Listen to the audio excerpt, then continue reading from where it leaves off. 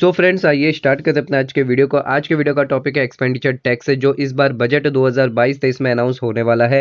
Regarding अभी बात कर लेते हैं एक्सपेंडिचर टैक्स एक्ट 1987। फिलहाल अभी होटल और रेस्टोरेंट पे जो एक्सपेंडिचर टैक्स लग रहा है, यानी होटल अगर यहाँ पर खर्चे करते हैं, रूम सर्विस देते हैं, फूड सर्विस देते हैं, ड्रिंक सर्विस देते हैं, उसके अलावा कोई अदर सर्विसेज देते हैं जिसके लिए वो चार्ज करते हैं, उनके एक्सपेंडिचर यानी उनके खर्चों पर यहाँ पर एक्सपेंडिचर टैक्स लगाया जा रहा है। अराउंड रेट 10% और 15%। हम आपको दिखाएंगे अभी कैसे यहाँ पर जो होटल से चार्ज किया जाता है एक्सपेंडिचर टैक्स है। बिकॉज अब जो है इस बार बजट 2022-23 में निर्मला सीतारमण जी जो हमारी फाइनेंस मिनिस्टर है, हो सकता है आपके अब खर्चों पर भी टैक्स लगाना चालू कर दे। जो बिजनेसमैन है, जो बिजनेसमैन इंडिविजुअल है, जो अपने खर्चे यहाँ पर जो 80% के अपने खर्चे दिखा रहे हैं और 20% के जो अपनी इनकम दिखा रहे हैं, एंड गवर्नमेंट को यहाँ पे लॉस हो रहा है, तो उसको देखते हुए गवर्नमेंट का ये सोचना है कि जो एक्सपेंडिचर दिखा रहे हैं बहुत ज्यादा एक्सेस दिखा रहे हैं इनकम से, या फिर ये बहुत ज्यादा जो है सही एक्सपेंडिचर नहीं दिखा रहे, तो उसकी वजह से गवर्नमेंट को लॉस हो रहा है यहाँ पे। एंड गवर्नमेंट अब चाहती है कि आपके खर्चे कम हो और आपके एक्सपेंडिचर पे यहाँ पे टैक्स लगे। तो गवर्नमेंट किस तरह लाएगी बजट, तो यहाँ पर हम एक ओवरव्यू दे सकते हैं आपको होटल और रेस्टोरेंट के केस के अंदर। यहाँ पर जो एक्सपेंडिचर टैक्स लग रहा है उसी के हिसाब से जो है आपके लिए भी जो है ऐसा एक्सपेंडिचर टैक्स इस तरह आ सकता है। सर आइए देखते हैं क्या है एक्सपेंडिचर टैक्स। तो उसके पहले समझने पड़ेंगे एप्लीकेबिलिटी ऑफ द एक्ट क्या है। तो यानी कोई भी एक्सपेंडिचर पे, यानी किसी भी खर्चे पे, होटल या रेस्टोरेंट किसी भी खर्चे पे यहाँ पे आपको एक्सपेंडिचर लग जाएगा, यानी एक्सपेंडिचर टैक्स एक्सपेंडिचर माना जाएगा। सबसे पहले यानी बिजनेसमैन है तो उसके जितने भी खर्चे हैं उन सभी को एक्सपेंडिचर पे माना जाएगा। जैसे कि अगर होटल ने कोई इनकम किया है रूम चार्जेस सर्विस देने के लिए, रेसिडेंशियल एकोमोडेशन देने के लिए, अगर कोई खर्चा इनकर किया है या एक्सपेंडिचर इनकर किया है, उसको यहाँ पर जो है एनी चार्जेबल एक्सपेंडिचर माना जाएगा, यानी उस चार्जेबल एक्सपेंडिचर पे फ्लैट रेट पे जो है टैक्स लगेगा। सर अब आइए देखते हैं नेक्स्ट। अगर कोई कंपोजिट चार्ज करता है, यानी food plus laundry service plus other drink service अगर वो प्रोवाइड करता है, यानी इसकी कंपोजिट अगर वो चार्ज कर रहा है, तो उसको भी यहाँ पे एक्सपेंडिचर माना जाएगा। सर उसी के साथ अगर कंपोजिट एक्सपेंडिचर करता है unit food drink other services and not covered by subsection A, यानी ए में कवर नहीं करता, तो उसको भी ऐसी एक्सपेंडिचर जो आपके रेगुलर खर्चों में भी नहीं है उनको भी यहाँ पर जो है खर्चे मान लिए जाएंगे। नाउ देखते हैं असेसिंग ऑफिसर। असेसिंग ऑफिसर यहाँ पे डिसाइड कर सकता है कि आपके जो चार्जेस हैं, जो यूनिट फूड और ड्रिंक और अदर सर्विसेज है, आपने कहीं अरेंज तो नहीं करे। रूम चार्जेस के हिसाब से अगर आपने अरेंज कर दिए हैं, यानी आपने रूम चार्जेस को क्या किया, यानी अपनी इनकम को क्या किया, होटल वालों ने अपनी इनकम को क्या किया, अंडरस्टेटेड दिखाया, या फिर अपने खर्चों को बहुत ज्यादा दिखा दिया, तो असेसिंग ऑफिसर यहाँ पर जो है चार्ज कर सकता है, यानी डिसाइड कर सकता है, डिटरमाइन कर सकता है रीजनेबल बेसिस पे। तो ये हम बात कर रहे हैं होटल और रेस्टोरेंट की, और जो एक्सपेंडिचर इनकर करता है रेस्टोरेंट, तो यहां पर आप देख सकते हैं एक्सपेंडिचर टैक्स अभी लग रहा है फिलहाल होटल और किस पे, रेस्टोरेंट पे। यानी होटल में अगर कोई खर्चे हो रहे हैं या रेस्टोरेंट में कोई खर्चे हो रहे हैं, तो उन पे अभी एक्सपेंडिचर टैक्स लग रहा है। सर उसी के साथ रेट क्या है सर, 10% यहाँ पे लग रहा है फिलहाल एक्सपेंडिचर टैक्स, और उसको बढ़ाकर जो है यहाँ पर 15% कर दिया गया है। नेक्स्ट देख लेते हैं क्या है एक्सपेंडिचर, चार्जेबल एक्सपेंडिचर क्या है। तो होटल के रिलेशन में कोई भी एक्सपेंडिचर, कोई भी खर्चा या कोई भी पेमेंट आई हो, सर कोई भी खर्चा या कोई भी पेमेंट अगर हुआ है, तो उसको यहां पर जो एक्सपेंडिचर टैक्स माना गया है। सर एक्सपेंडिचर टैक्स मतलब क्या माना गया है, एनी एक्सपेंडिचर इनकर्ड और made to hotel in connection with कोई भी accommodation residential related, accommodation in hotel related but does not include foreign exchange diplomatic relation related। तो यहां पर एक्सपेंडिचर टैक्स किस चीज को माना गया है, एक्सपेंडिचर टैक्स मतलब कोई भी खर्चा किया है, कोई भी पेमेंट हुई है होटल को रिगार्डिंग एकोमोडेशन रेसिडेंशियल के लिए और एकोमोडेशन इन सच होटल के लिए, हायर और लीज के लिए, तो उन सभी चीजों, उन सभी खर्चों को यहां पर जो एक्सपेंडिचर टैक्स माना गया है। उसी के साथ यहां पर रेस्टोरेंट के अंदर भी एक्सपेंडिचर इनकर्ड अगर किया है आपने, मींस कोई भी एक्सपेंडिचर, कोई भी सर कोई भी एक्सपेंडिचर, यहां पे कोई स्पेसिफिक नहीं है, कोई भी एक्सपेंडिचर इनकर किया है, कोई भी पेमेंट की है रेस्टोरेंट वाले को रिगार्डिंग फूड ड्रिंक, और वेदर द रेस्टोरेंट और आउटसाइड बाय एनी पर्सन, किसी को भी किया है but does not include the expenditure. ठीक है, यहाँ पे किसी भी पर्सन को अगर किया है खर्चे के लिए पेमेंट की है, एक्सपेंडिचर इनकर किया है, तो यहाँ पर उसको एक्सपेंडिचर माना जाएगा और उस पर 10% और 15% तक की फ्लैट रेट यहाँ पे टैक्स लगा दिया गया है।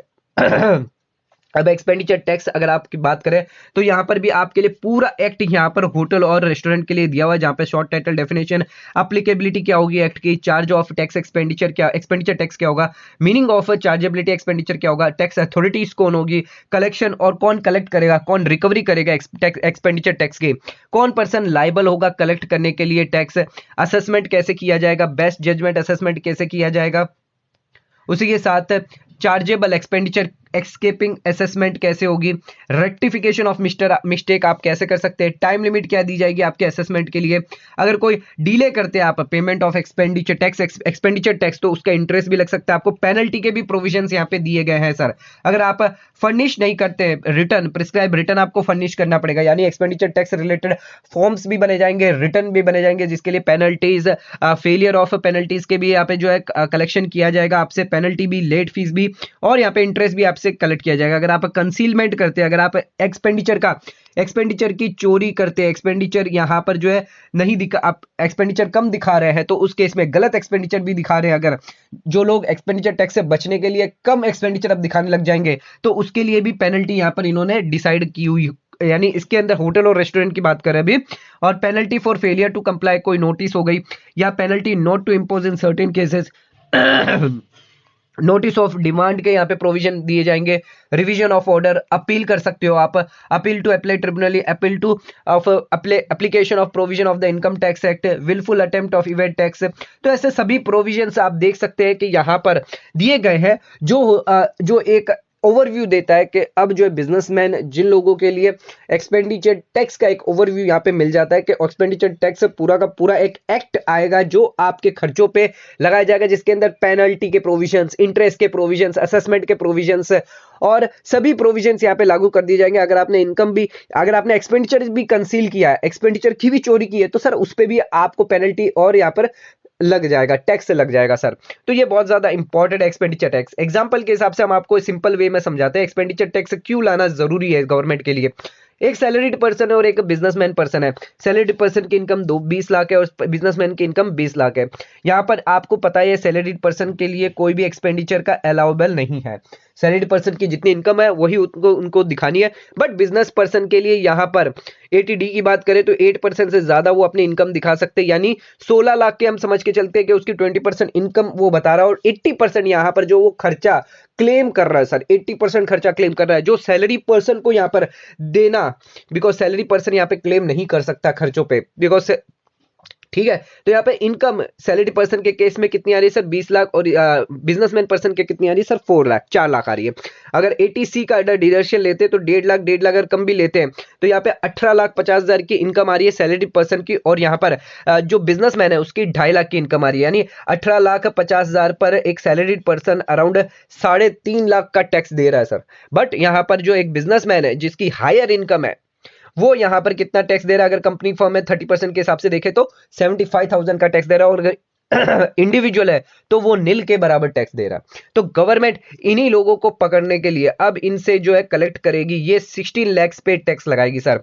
अब गवर्नमेंट क्या करेगी, 16 लाख पे टैक्स लगाएगी। कम दे रहे हो ना टैक्स, 16 लाख की आप बचत, 16 लाख के आप खर्चे दिखा रहे हो। ये खर्चे बहुत लोग ऐसे होंगे जो शायद खर्चे सही भी नहीं हो, जेन्युइन भी नहीं हो, एंड अपनी इनकम को कम करने के लिए खर्चे डाले हैं, या फिर गलत 80C का डिडक्शन लिया एज पर गवर्नमेंट के हिसाब से। तो उनको पकड़ने के लिए जो लोग खर्चे ज्यादा दिखा रहे हैं, जो लोग 80C के गलत डिडक्शन ले रहे हैं, उन लोगों के लिए अब जो एक्सपेंडिचर टैक्स लाया जाएगा ताकि वो कम से कम खर्चे दिखाए एंड अपनी इनकम जो है वो ज्यादा बढ़ाए। एंड यहाँ पर 80C के जो गलत डिडक्शन ले रहे हैं जिसकी वजह से यहाँ पर जो असेसिंग ऑफिसर को यहाँ पे परेशानी होती है, उन लोगों को यहाँ पे जो असेसमेंट करना पड़ता है कि खर्चे सही है नहीं है, तो अब वो सब चीजें जो है परेशानी जो है खत्म करने वाला है ये एक्सपेंडिचर टैक्स, यानी सीधे सीधे आपके खर्चों पर अब लगने वाला है एक्सपेंडिचर टैक्स। एक ओवरव्यू दिया, एक और एग्जांपल अगर हम आपको बताएं तो समझ लीजिए एक पर्सन है जिसकी 10 लाख की इनकम है और दूसरा पर्सन है जिसकी यहाँ पर जो है 10 लाख की इनकम है। दोनों की 10-10 लाख की इनकम है। एक दिखा रहा है 3 लाख का खर्चा, एक दिखा रहा 8 लाख का खर्चा,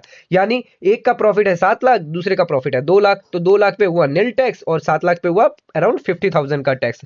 तो यहाँ पर गवर्नमेंट जो है ये 8 लाख के जो खर्चे दिखा रहा है, ये खर्चे ये खर्चों पे अब जो है आपको टैक्स लगाएगी सर। ये खर्चों पे क्या करेगी सर, गवर्नमेंट अब टैक्स लगाएगी, यानी आपकी इनकम को नहीं पकड़ेगी, बिकॉज आपने इनकम तो ऑलरेडी अंडरस्टेटेड दिखाई हुई है, तो आपके खर्चों पे टैक्स लगाना स्टार्ट कर देगी। तो लोग इससे क्या होंगे, खर्चे अब अपने कम करने लग जाएंगे और सेविंग यहाँ पर आपकी बढ़ जाएगी। तो इससे इकोनॉमी को बहुत ज्यादा जो है यहाँ पर सेविंग जैसी आप करने लग जाएंगे, तो आप सेविंग को इन्वेस्टमेंट करने लग जाएंगे एंड यहाँ पे इकोनॉमी को एक बूस्ट मिलेगा। तो इसी को देखते हुए गवर्नमेंट का जो रेवेन्यू जो लॉस है वो भी यहाँ पे सरप्लस में जाने लग जाएगा। तो यहाँ पर गवर्नमेंट का लाने का इसका यही मोटो है कि यहाँ पर गवर्नमेंट एक्सपेंडिचर पे अब आपके जो है टैक्स कलेक्ट करने वाली है। तो आपका क्या व्यू पॉइंट है, प्लीज नीचे मुझे कमेंट करके जरूर बताइएगा। क्या एक्सपेंडिचर टैक्स आना क्या सही है सर, एक्सपेंडिचर टैक्स लाना बहुत ज्यादा सही डिसीजन लिया है गवर्नमेंट ने, या फिर ये एक्सपेंडिचर टैक्स नहीं आना चाहिए? नीचे कमेंट करके मुझे जरूर बताइएगा। और अगर इसके रिगार्डिंग कोई भी डाउट है तो मुझे जरूर नीचे कमेंट करके बताइएगा, हम उसका रिप्लाई आपको जरूर देंगे। वीडियो पसंद आए तो चैनल को लाइक और सब्सक्राइब जरूर करिएगा। धन्यवाद।